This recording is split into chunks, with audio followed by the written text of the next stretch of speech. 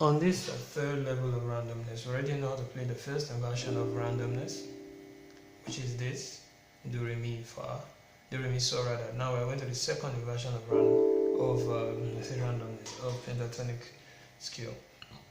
So if I'm to use that to improvise, let me do it very slow. You'll hear something like this.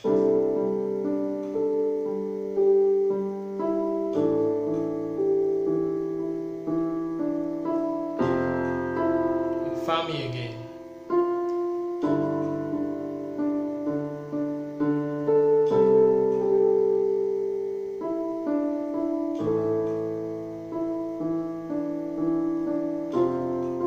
Fa fa, because I'm on the fa chord, I can stay there. Fa re, because re is on the so. So, because so is on the do. Si la is on the la chord, I'm pressing it.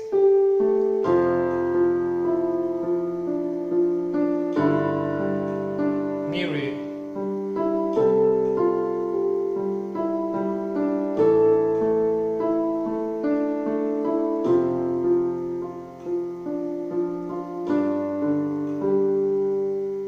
So that's me playing with this second inversion, right? You should play around with it. But another important thing you should know about it is that since your thumb can stretch, you can always come to do. Because if you notice, this second inversion doesn't sound as exciting as the first. It's because of this re effect. It's re is not a very exciting sound, exciting note. So you can always mix re and do whenever you're on this inversion. So you can do something like this.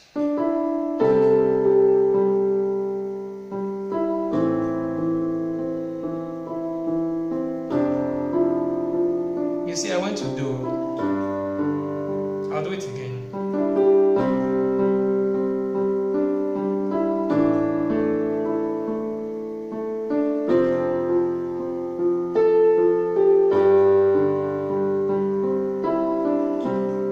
So I'm here, I'm on this inversion, but I keep stretching my chord to touch do whenever I don't want to press re, because re makes it sound sad.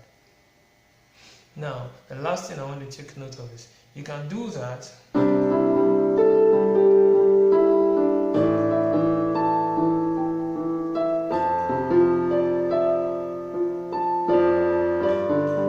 So, what did I do? After doing it here, I jumped to the other side.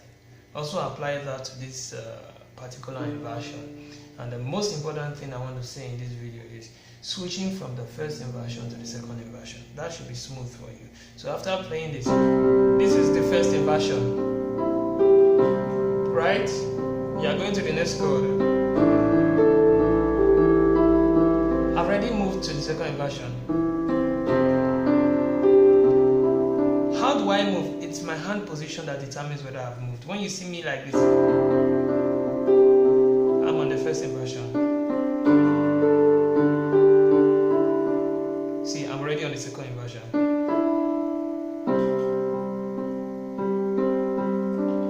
First inversion. Second inversion. First.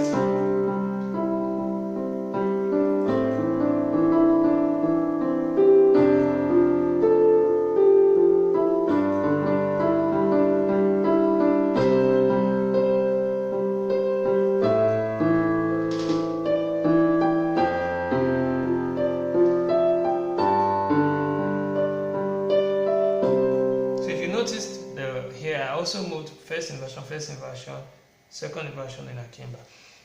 Anytime you include the second inversion, the la gets involved, but if you keep staying in your first inversion, you will keep excluding the la. So keep playing with that. First inversion, second inversion, jump over to the next octave, do it. That should keep you on the piano for a very long time. And imagine when we add other inversions. When you want to improvise, there will be no ending to it. So you'll be able to sit on the piano for long and just have fun. So subscribe and please share. I will teach about the third inversion in the next video.